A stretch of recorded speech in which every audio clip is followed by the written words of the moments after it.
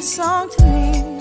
There was a message in its melody, sweetest lyrics that I ever heard. There's a message in the songs of birds. Tomorrow is another day. Living is the only way tomorrow's gonna ever come. Listen to the words of the song. Everything gonna be alright. Greetings and welcome to A Sip of Inspiration. I'm Stephanie Wilson-Coleman, known as your Empowerment Doctor, and I want to thank each and every one of you for tuning in to the podcast right now. And I want to thank you in advance too, because you know we give homework on this podcast, so you're going to have to do that homework, and I know you're going to watch it later. I also want to thank Theresa Frank for deciding to be my guest for today. She's got a fantastic background, and we're going to share some of that background with you. And of course, she's going to get a chance to talk to. And you know, we've got questions, but as I always say, we cannot fix all of your problems on this podcast. Okay, so if you don't get an answer you like today, don't worry about it, because we can get you an answer soon. As my marketing coach tells me, I need to send you guys to my website, champagneconnection.com. There's some free gifts there, and there's previous podcast episodes that you can watch too. So now that I've done that, I want to introduce Theresa Frank. I'm going to read a little bit because I am in awe of this lady. She's done some great things. And just to have you be here with me today just makes me really happy. So she grew up in a family-run real estate investment firm in Seattle, and the name of that firm was Frank Enterprises. Now, we won't say how many years ago, okay, because we're not talking about age. She became the general managing partner of the company and is now named the T.D. Frank Family Properties. So she has prime real estate properties in Washington State and in Arizona.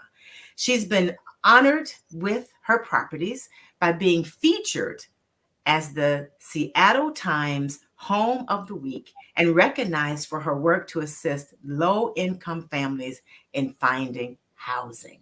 I think that is absolutely fantastic. She is also an author too. So, you know, I want you to go right out there to Amazon and buy this book. I want 50 of y'all to do it in a week so she can be a bestseller, okay, because that's how that works.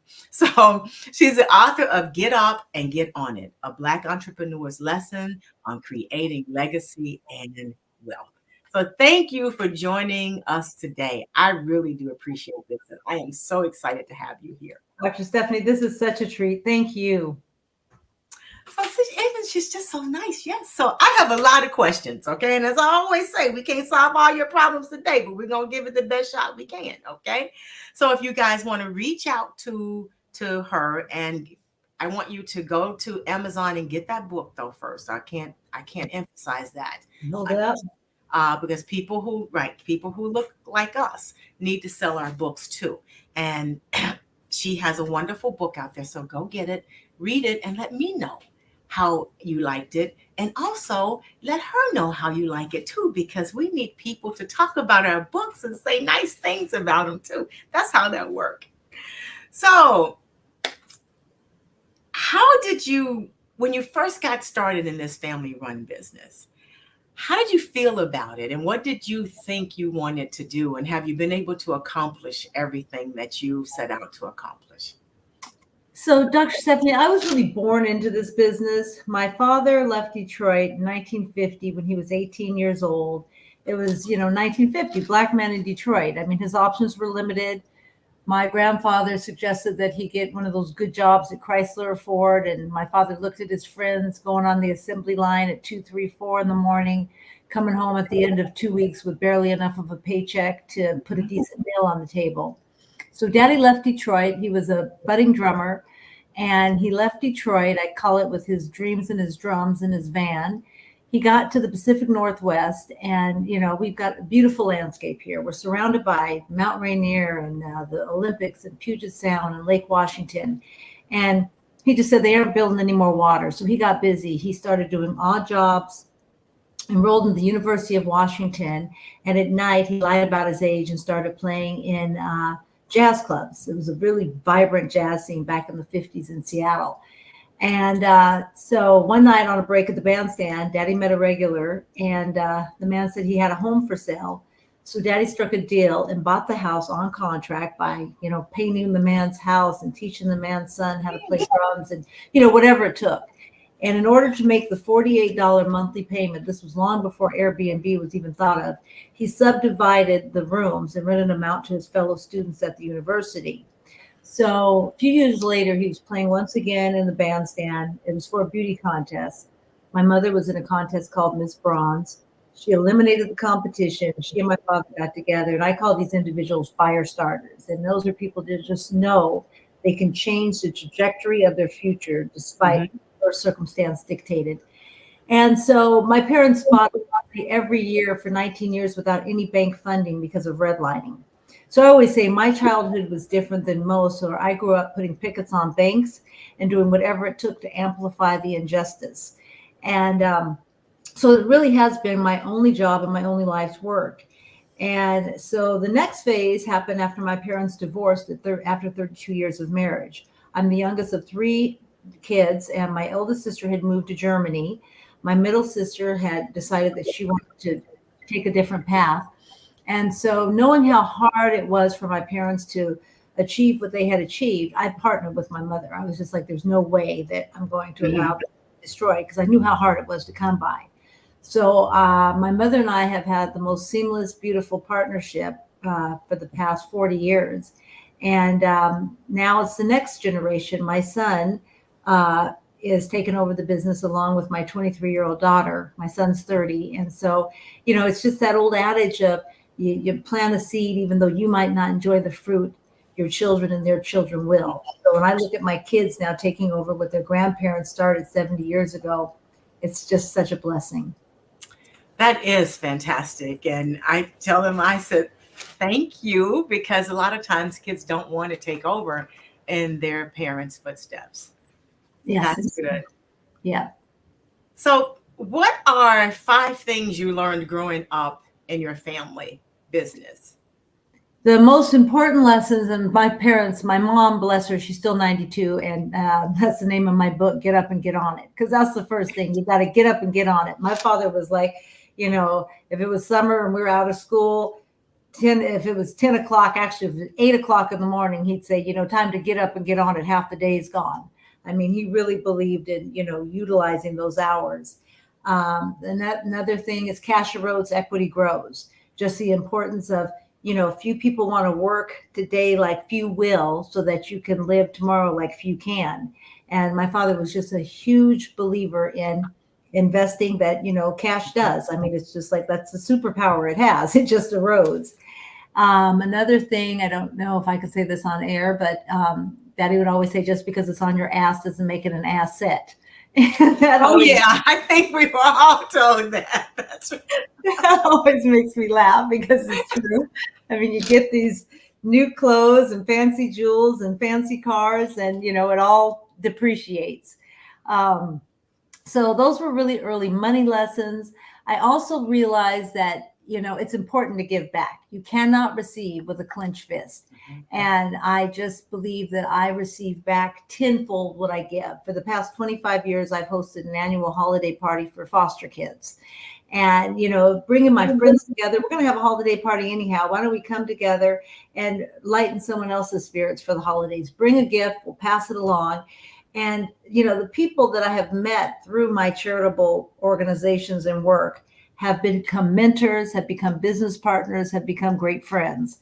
So that's, in the 1950s, when my parents were not bankable, they found bankable partners. And a lot of times these were members of the Jewish community that could go to the bank and get loans. And then my parents partnered with them. They would do the work and then refinance and buy the partners out.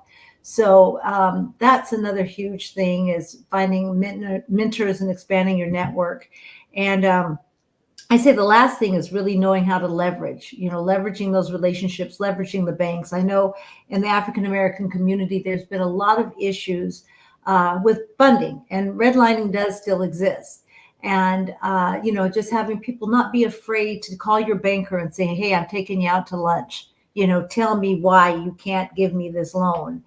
In Seattle, we have a fabulous new program that just came out this month for any Black BIPOC family person who has history in Seattle since 1968. Essentially, they get down payment assistance and 0% interest. So knowledge is power. Getting to understand the programs that are available and taking advantage of them. So I think that would really be my top 5 is just, research and understand what's available. So what advice can you give to entrepreneurs who want to go in business with their family or friends? I definitely admit that there can be a very thin line, and, you have to make sure that all parties are on the same page. For me, I've been very fortunate with my family because we always say we're working for a common goal, and we allow each individual to shine and do what they are best at.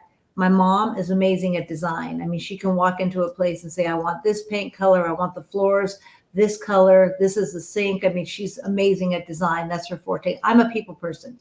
I like being on the front lines, meeting residents, showing the apartments.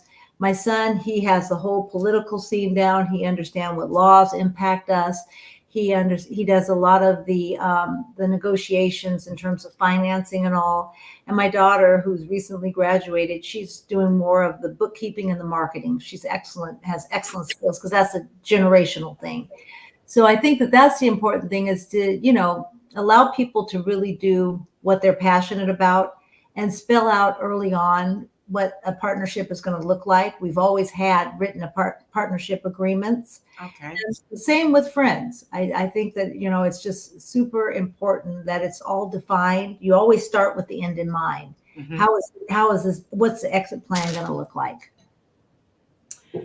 So how do you handle agreements between friends and people who are close to you when sometimes people want to step out of what they're good at into what someone else is good at? How do you handle those? Because I know some people are not able to stay together as a group because of some of those kinds of things. Yeah, I always say stay in your lane, there's less traffic. And that's why it's so important defining these roles when you go in. I mean, when friends approach me with a deal, I want to examine the numbers almost to a forensic accounting basis, just really get down to the nitty gritty and understand what the term and, what the upside. It has to be a win-win for both parties.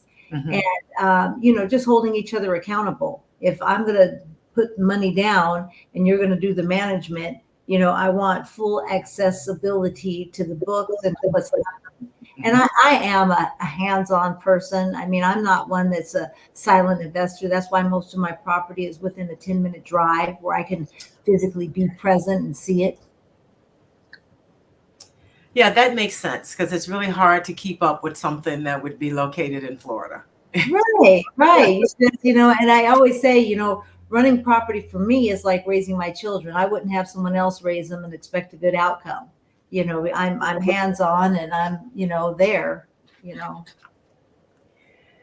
So when it comes to your kids, so how did they want to be a part of the company, or how did they become familiar with it so that they could fall in love with it too? Because it sounds like that everyone is enjoying what you guys do. I really taught them early that, it's a privilege and, it's not something that I taught them as adults from the time they were children. I mean, literally coming out of the hospital, we were going to show apartments and, they know if we're driving down the street and we see trash in front of one of the buildings, we're going to get out and pick it up.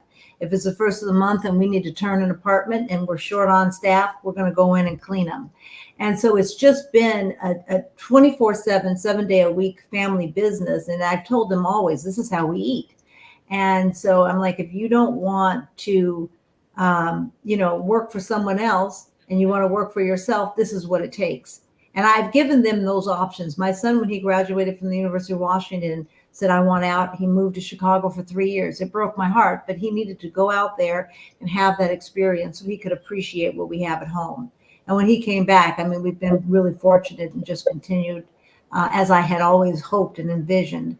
And look, my daughter is the same. You know, she just graduated. She spent a year living in Southern California. Now she's getting her real estate and she's coming into the fold. Okay, so it really helped them to go out and see the rest of the world too. That way they know, because sometimes we don't have a way to help our kids know that sometimes you're in the best place for you to be. That's right. And I refuse to have trust fund babies. I mean, they would have to get their hands dirty and work and understand, you know, how long you're getting dirty, you are too. I know that's right. Everybody's getting dirty up in here. That is right. Indeed. So how do you balance, though, the demands of running a family business and then all the things that come in play when it's just family time, and then all the other things that you have to do in between? Because I know you are active with other organizations and things like that. So how do you manage that? You know, I just have to say again that I've been very fortunate because we've been doing this for so long and we're so in alignment. Mm-hmm. And I mean, my son bought a home and he lives 5 minutes from me. When my daughter came back from California, I mean, we get together and certainly we have disagreements on, you know, how this or that, but we always come together in the end. And that's what matters. Mm-hmm. I mean, it just works itself out. And we get together and have large family gatherings and Sunday dinners and the whole 9 yards. But it's, and more times than not, you know, business is going to come up regardless. Mm-hmm. But I just, you know, we have fun together. My son and I are big tennis players. We play tennis together. My daughter and I go on walks. We watch movies together. You know, like I said, my 92-year-old mother is a huge impact and has been a huge part of helping raise my kids. You know, I also was a single mom for a lot of years, and you know, it's putting family first. That sounds fantastic. So when you wrote the book, what did you have in mind when you wrote the book? And did the books, because books can sort of tell you that they're ready to be written. It's not like you says, oh, I'm going to write a book all the time. It's like it just starts bubbling up inside of you. So how did the idea first come? As a multi-book author, you well know what I'm describing. I really I started writing the book 28 years ago when my father passed. And I was just like, I've always been a journal keeper. And I was like, how, as part of my grieving process, I was like, how are my children? My son was only 3. My daughter hadn't been born. And I thought, how are my kids going to understand the history of this man who has created this legacy? You know, and it was so powerful that I really wrote it at first as like just a personal journey keepsake for my kids. Mm-hmm. And then a few years ago, my son was like, you know, Mom, this story really needs to be shared. I mean, this is your legacy. This is, you know, so when we connected with Wiley, my publisher, Wiley said, you know, we love the concept, but we want it to be a business book. And so I spent about a year rewriting it, and, you know, but it still has a lot of stories in it because I'm a storyteller. And, you know, that's the parts that I think are fascinating, where the hustle and the unconventional business things that my parents had to do during a really difficult time. It's just, for me, I find it just so fascinating and commendable. So what are 3 skills that entrepreneurs should develop in order to thrive in the space that you're in? I have 4. Yeah, okay, 4. We'll take 4. Okay. And I call it the REAL acronym. The first is research. Okay. The foundation of any successful business. Do your research. When I'm looking to invest in property, I like value add property. So I will go and find the worst property in the best neighborhood. And then I will fix it up and create my own equity. So the research is so important. Is there a light rail? Is there a Starbucks? What kind of grocery? What kind of schools? All of those are important factors. Really dig in and understand what the rents are. You know, we take apartments if they have like a really spacious 2-bedroom and create a 3-bedroom. As long as we can have a window and a closet, you can make it a 3-bedroom. Any way to maximize the income. So that's the first thing, is research. I've already alluded to it, expand your network. As I said before, my network is my net worth. I am a member of pretty much any club in Seattle that you can imagine. The Sunset Club. I've been on a board member of the Museum of Popular Culture for 9 years. Expanding my network has brought me so many jewels of people and like-minded people that have become investors, that have become partners and lifelong friends. And I cannot express how important that tool has become in my treasure trove. Amplifying injustice. A lot of people, when I have shared stories in my book and in life about amplifying injustice and say, my childhood was different than most because I grew up picketing banks, they're like, oh, that was way back then. And I share a story that happened just this past June. This beautiful doctor, Raven Baxter, neuroscientist, she found her dream home. I believe it was in Virginia Beach. Sight unseen, she gave a full price offer. When she finally went to visit the home, the white lady discovered she was Black and said, I'm not selling my home to a white lady. So Dr. Raven Baxter took her situation to her 168,000 people platform, amplified the injustice, and got her home. In my book, I share the story of Jimmy Kennedy, who was a former NFL superstar, and he was in Chase Bank trying to get a loan. He left his phone on record and stepped away because he could tell that things weren't going in his favor. And one banker said to the other banker, "You don't bank with people that look like him." And he had $9 million. And they said, get rid of him. We don't bank with people that look like him. So amplifying injustice is so important. If you feel discriminated against, speak up, because a closed mouth does not get fed. And then the last is the L is leverage. I cannot tell you, when my mom and dad got divorced, we went through some real hard economic times. It was the recession of 1990. We were two African-American women coming out. Our properties had been in receivership for a year. They were in complete disarray. Bank after bank after bank told us to sell. And we knew if we sold, we would lose everything. And each chapter of my book, I start with a poem. And there's one chapter where I say, dear banker, you are the Grinch who stole Christmas every year. Without access to funding, how are we to persevere? Denied at twice the rate of whites, we demand our rights. And I go on and explain how, the statistics don't lie. And so I would literally just sit down. I call my banker. I say, you know what, we're going to lunch. And at one point, I was able to get a moratorium for a year where I said, look, I need a year without making mortgage payments. Tack the mortgage onto the end of the note. That will allow me time to fix up the properties after this receivership. And it was granted. And that got me back in business. Had I not done that, we probably wouldn't be sitting here having this conversation. So those are my 4: research, expand your network, amplify injustice, and leverage. I was looking at the expand the network, and I said, that's one thing a lot of people overlook. We'll do the research, but we don't think that we need to expand our network and work with other people. Right. So how do you have people what do you suggest they do so they can start to expand their network if they've never done that before? Join clubs, volunteer. If you're interested in real estate, get out, meet realtors, go to open houses.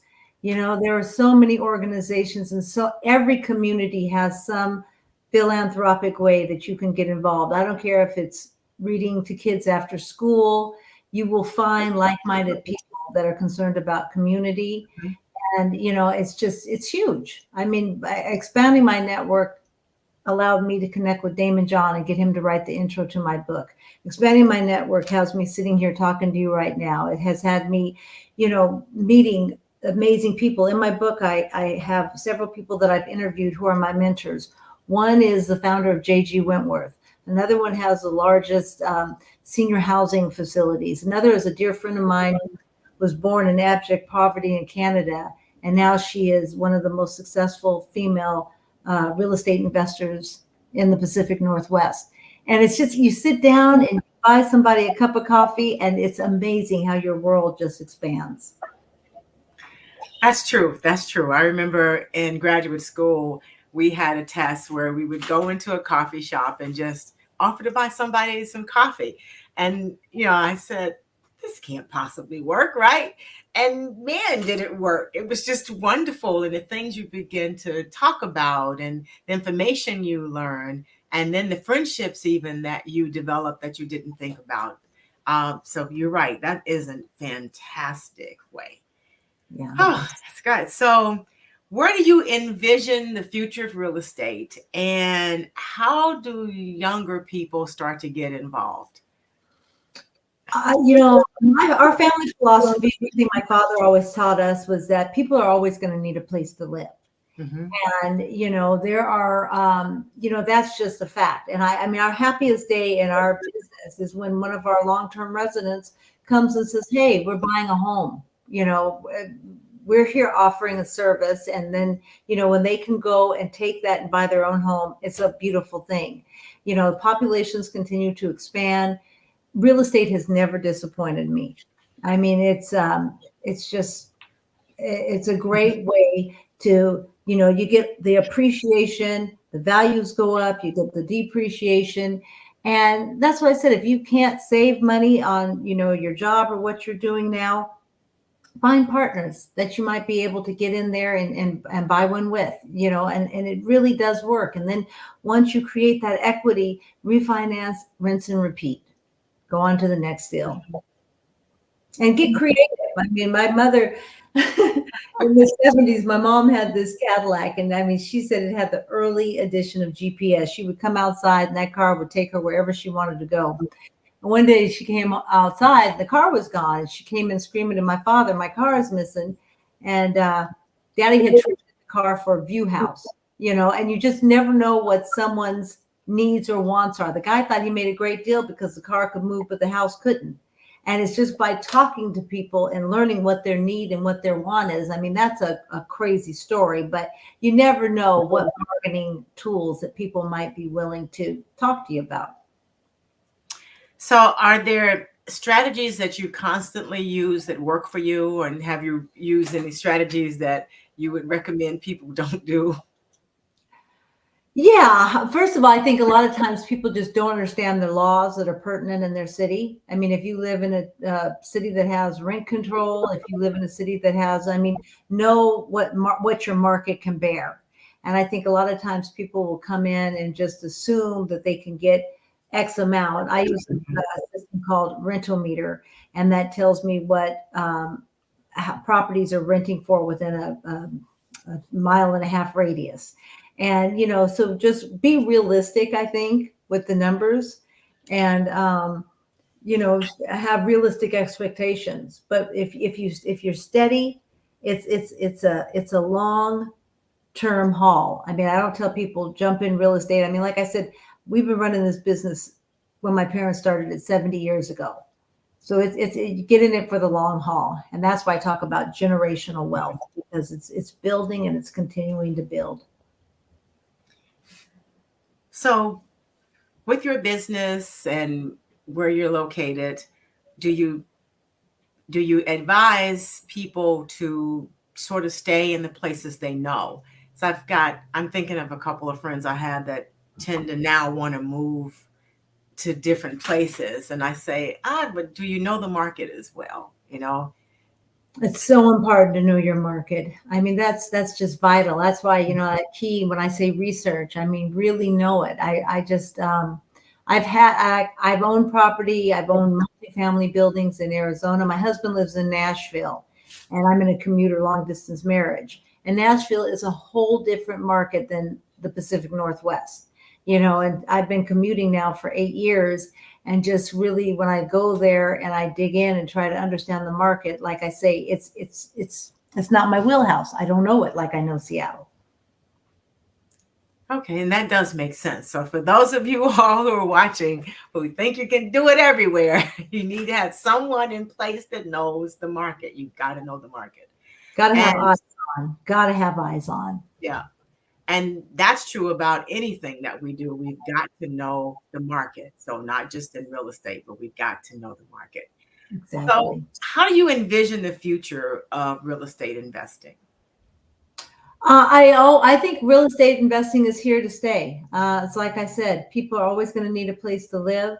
And, just as we've seen, my father was doing it, Airbnb was considered illegal. You could only have 9 people that were unrelated in a single family house and only 1 stove. Now, you've got these mother-in-law apartments, you've got people subdividing their house and bringing in large streams of income. So, yeah, I mean, the laws are changing because, the density is just not there. They can't, build any more land. So I highly suggest people, if it's a single family house, whatever it is, if you've got a way, there are different programs. I talk about some in my books that are available in different cities, but, lease to own or whatever it takes just to get yourself a piece of that equity growing. Yes, we have what looks like a growth spurt in Chicago. And sometimes I ask, well, where are you going to put it? Because we've got property just about everywhere. But like you said, that we go high now. So, but then how long can you do that? Exactly. Yeah, no. And I always tell people, you have to have a temperament for being a housing provider, because there are days where, 2:00 in the morning, I get a phone call that someone's hot water tank has burst, or, number 205 is playing their music too loud and it's wearing 203 out. And, I mean, there's so many hats that I wear. Sometimes it is social worker. I mean, that's just a part of being in it. That's right. And I just laugh because I do drive by a house where the music is, it's like 6 in the morning, I'm going out for a hike and the music is really high. And I do ask myself, that's a 9-unit building. How do the other people take that? Exactly. So they just call you and you have to deal with it. That's right. And truly, I mean, sometimes it's like kindergarten recess. We need a timeout. Yeah, exactly. So when people are beginning to look at real estate, because a lot of people are beginning to look at that as an opportunity for them to actually enter real estate full time, what's the first thing should they actually consider when they're walking into territory that they're not there? Now, some people will do the research, but some people don't like to do the research. Yeah, check comparables, find out, if they're not going to make it owner occupied or if they're going to live upstairs. I have a ton of friends that have really made a major stream of income just by taking their home and renting out Airbnb in the basement, and so the first step is really just looking at where you can create the revenue stream. Interest rates, of course, are higher now. I mean, we've got an election coming up, so we don't know what the interest rates are going to do. But if you're having financial restraints on going into a place, really just look at try to be creative. See if there's do drive-bys. There might be a house that's not even listed for sale and it's in poor condition. Do door knocks. Ask them, would you consider? And everything is so accessible now with Redfin or Zillow, and going online and looking and just discovering what the cost is. Maybe you can get a seller to hold contract because they want to just collect the monthly note and let them become the bank. Oh, okay. Those are great ideas. So now that you have your book, I'd like to ask so did your book talk to you about writing it, or did you decide to write the book? The book was always in me, I think. I really do. And I knew that there had to be a way that you see celebrities share their stories and I'm like, who's Dana Frank in Seattle, Washington? But I wanted the world to see that, look at it from a different lens. The original working title of the book was From Behind My Father's Glasses, because I always wear these dark glasses. And it was his vision that he saw that created this. And so the book was it's such a part of me because, like I said, he's been gone 28 years, but he lives with me every day. I mean, I still hear him talking. I still hear him saying, sugar, that ain't going to work. You got to dig in harder. You got to, you got to get this right. And all of that is just so much of a fiber of who I am that, and they keep him alive for me. It keeps him alive. So that's why I feel like it was just it was a meant to be project. Yeah. So show your book cover again, Suze. We want people to see it now. That's right. People love to see the cover of the book. So you Thanks. all see it's get up and get on it. Okay. And I know a lot of us have heard that growing up too. So get on it, get up and get on it. Right. It just resonated with everything in life. You know, you That's got right. to get on it, just tackle, do the worst first and just make it happen. So as younger people start to enter the market, and sometimes they don't have a lot of experience in it, but it's something, especially we're finding that in Chicago, because a lot of the people are dying and the house is just left there because there's nobody left. And I was surprised at how many people died and they had never been married. So the house is just there. Yeah. So what should younger people consider? And would you recommend that they work with someone else first or get a mentor to see how it's done? Because a lot of times we just like to jump into stuff because we know that it'll make money and then it doesn't make money. That's where the mentors come in, by all means. You know, I mean, there are professionals in real estate in every city. You know, find out, you know, and I always say, if you're going to sell a piece of property, get at least 3 realtors' opinions. You know, don't settle for the first. Here in Seattle, we have a group called the Black Homeowners Legacy Group, and their signs put in the yard because so many of these senior Black families are dying off, and then they come in and they offer, you know, 50 cents on the dollar, and the kids have never seen this kind of capital, so they sell. And that's why gentrification is happening so much. And it's like, you know, these properties are really being stolen because they don't have the knowledge. And then that's the case of cash erodes, equity grows. Mhm. So, you know, I just really suggest that they take their time, do their investigation. Sure, we all want, you know, immediate gratification in cash, but, you know, you could be leaving a lot of cash on the table if you don't do your homework. That is true. That is true. We have the same thing happening here where there's a lot of vacant homes because seniors are dying and the homes sit vacant, and then all of a sudden somebody buys it and then they don't look like you. Okay. Right. Right. And then they do very little to it and then they sell it for a whole lot. And then you say, gosh, you know, how did this happen? But it does happen.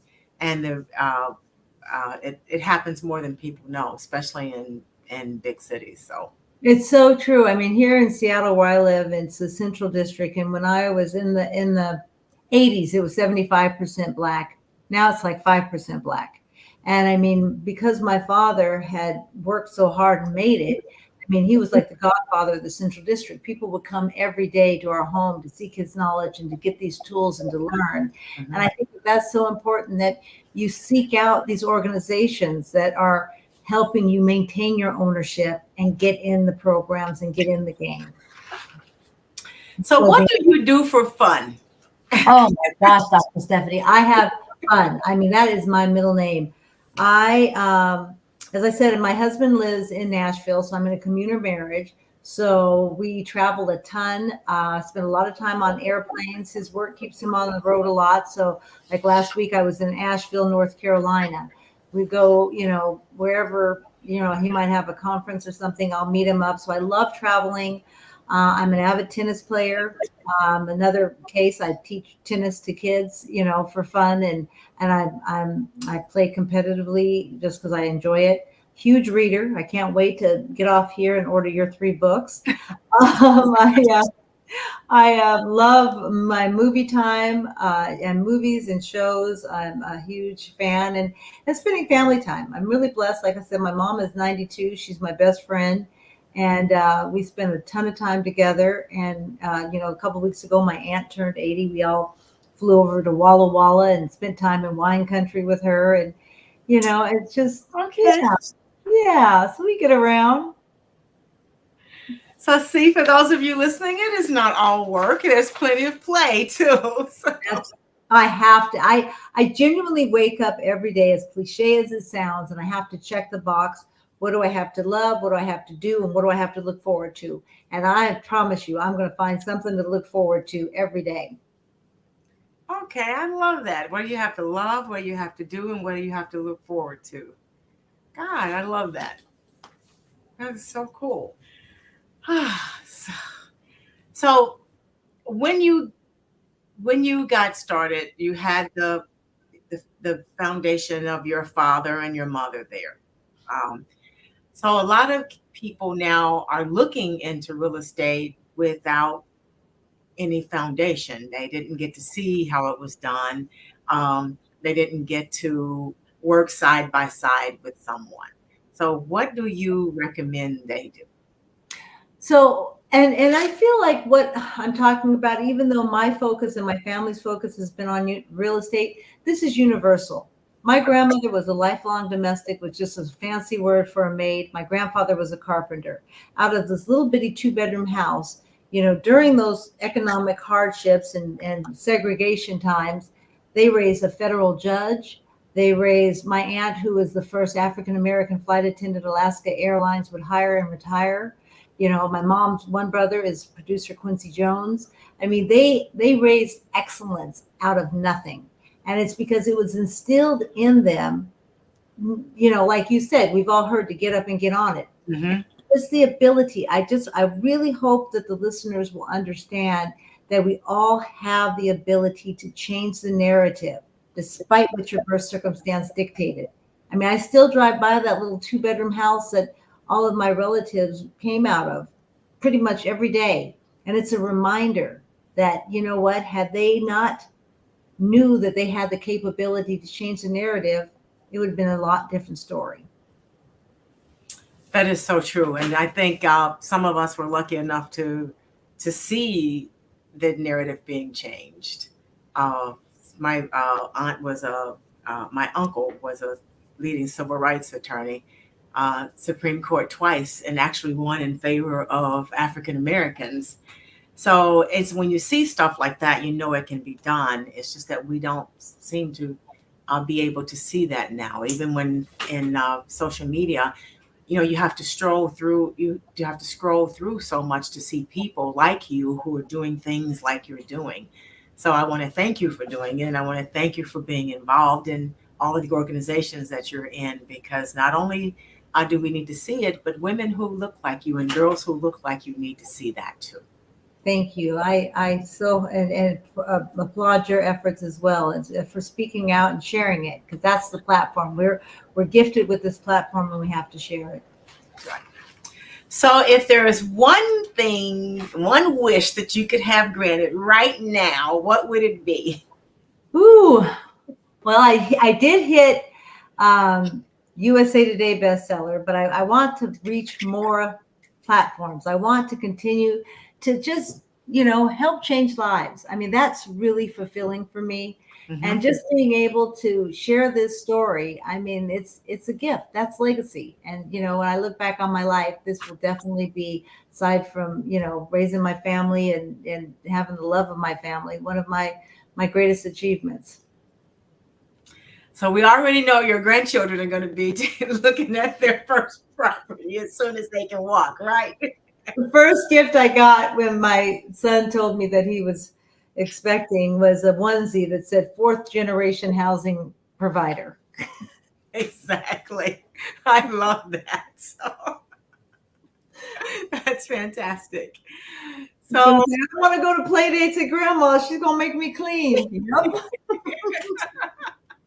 She's gonna have us outside picking up the trash. So just tell him when I was little, I can remember my parents bought their first house, and it was the 4th of July, and we had firecrackers. I don't do firecrackers to this day because of this, because the next morning we were out picking up all of that trash and cleaning up the yard so that the yard could stay pristine. That's right. So since that, it's like, okay, I value the property, so I'm not doing that anymore, right? That's right. That's right. That's right. Well, and I do. I mean, we talk so much about children, and one of my favorite poems is "Children live what they learn." And, when we instill it in them young, it's not like work, because it's just expected. You're expected to brush your teeth. You're expected to get good grades. You're expected, it's just, It's just instilling it early. Yes. I just had something funny come across my mind. I remember my grandmother telling my uncle it was his day to wash the dishes, and he said, that's women's work. She said, you eat here, don't you? That's right. That is right. No, we did not have. That's Yeah, right. That's not how happened. That's not how it happened then.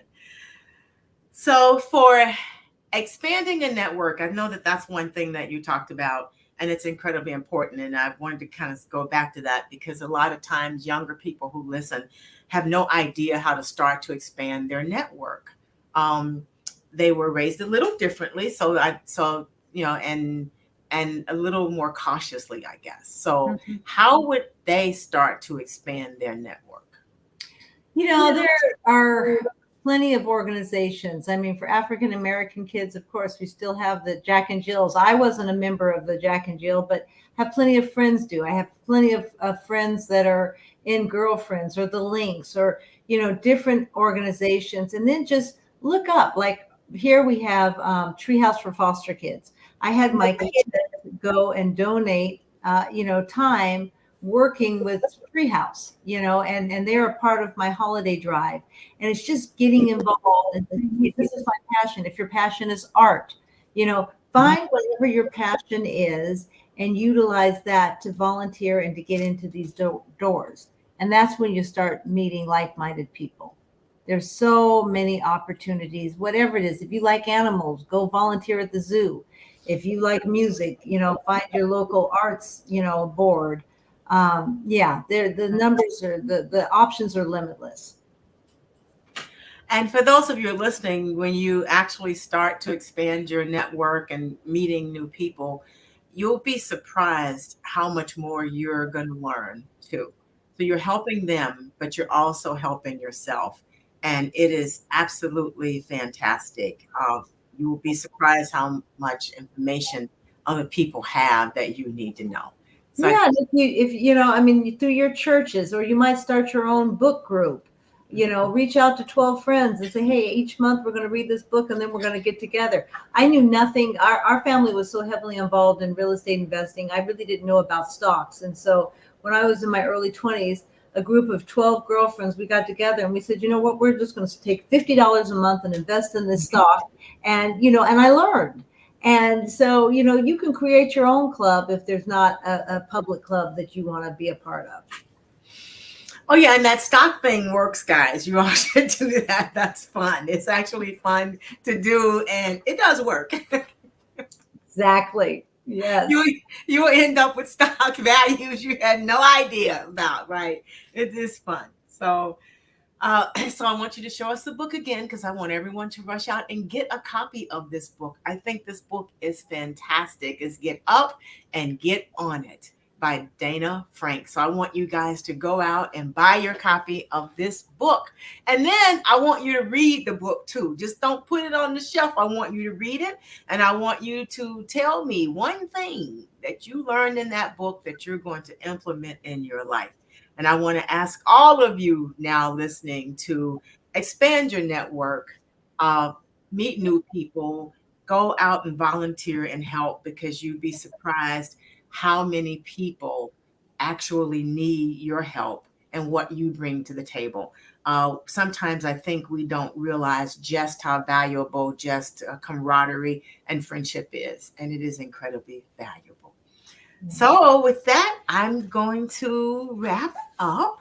And I'm going to thank you again, Dana. This was absolutely fantastic and wonderful. And I wish you continued success. And of course, continued wealth and great health. Okay. Thank you so much. Really appreciate it. And I just really appreciate this opportunity. Like I said, I can't wait to read your book. Shout out to my girls at Breathe Love. I just was there for your commencement. I'm super proud of that organization and all the great things that Chicago has going on. So, and to Mitzi, you guys have your big Billiken parade this weekend. So have a good time at that too. Yeah, we had the parade. It was absolutely fantastic. It was hot, but it was it's always a great parade, but this time it was just Yeah. Okay. It was last weekend. Okay. Well, I'm glad it was a success. Yeah, it was. It was a great success. And so there are great things going on all over, as a matter of fact. And it's really good to see a lot of the things and the excitement that it brings to this area too. So Yes. thanks for being on the show. With that, I'd like to close with, may this day offer you just what you need in each unfolding moment. I want you to be inspired, and until further notice, just celebrate everything. Okay. Good, bad, indifferent. Just call it all good and celebrate it. Do not go gently into that good night, because I want you to find a hill worth dying for and take it. Be the person that you have been waiting for and make today so awesome that yesterday actually gets jealous. Above all else, I want you to do it your way. And remember, I believe that I can do anything I want to do and accomplish anything I want to accomplish with the right pair of shoes. So with that being said, you guys have an absolutely great evening. Have a wonderful day tomorrow and all the days to come. And remember to do it your way. I'm Stephanie Wilson-Coleman, known as the Empowerment Doctor, and it has been my pleasure. And thank you very much for being here with me, Dana. I really, really enjoyed it. So you have a great time. Thank you. Here.